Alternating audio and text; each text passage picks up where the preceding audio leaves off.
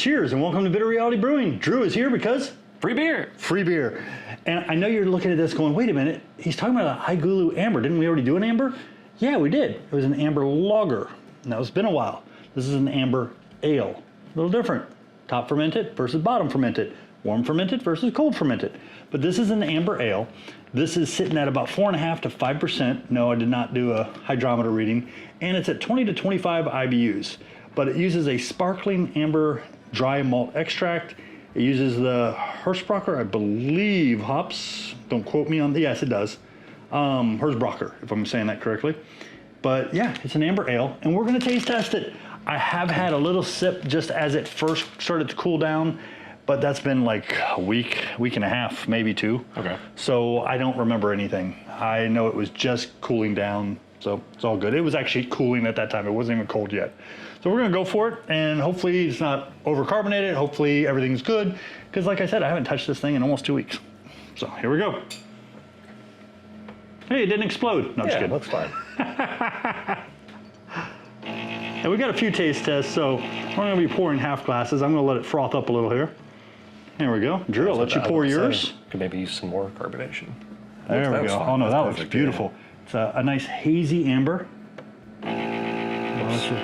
Everybody has trust issues, as we know there's a few people out there. Letting him pour his own. I poured mine. We usually don't let Drew pour it because he makes a mess. Not just kidding. Well, I did this time. Earlier, he made a couple drips. Not a big deal. Don't worry about it. We'll do it later. All right. But okay, now we just did the hoppy German Pilsner, and it had a lot of aroma. This aroma is nice but mild. Oh, it's very mild. It's Yeah. just like the grain a little bit. That's it. Getting maybe a hint of either a toffee or caramel with some maybe two-row or Pilsner. I'm not sure. I don't know what they use to make sparkling amber.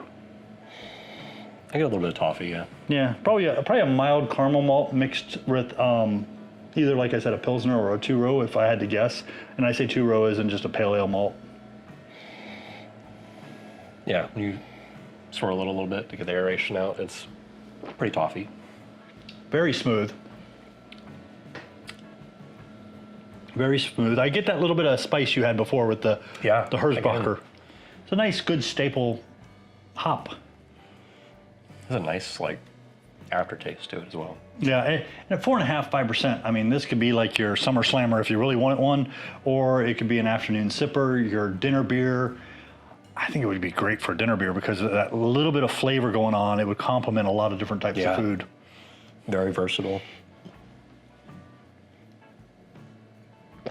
For wine drinkers, it wouldn't quite be the red. It'd be more on the, maybe a nice Chardonnay with a little bit more oak flavor in it. I don't know. I don't know wine. So. Oh, sorry. All I know is like a tawny porter for making Christmas wine. That's No. But yeah, just nice, super smooth. Aroma is very mild. Very, very mild. There's still some aroma there, but it's mild.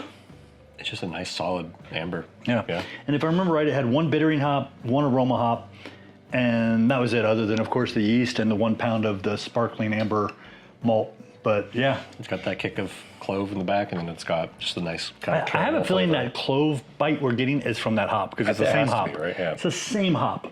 And for anybody who can pronounce things better than I can, I'll put the spelling down there.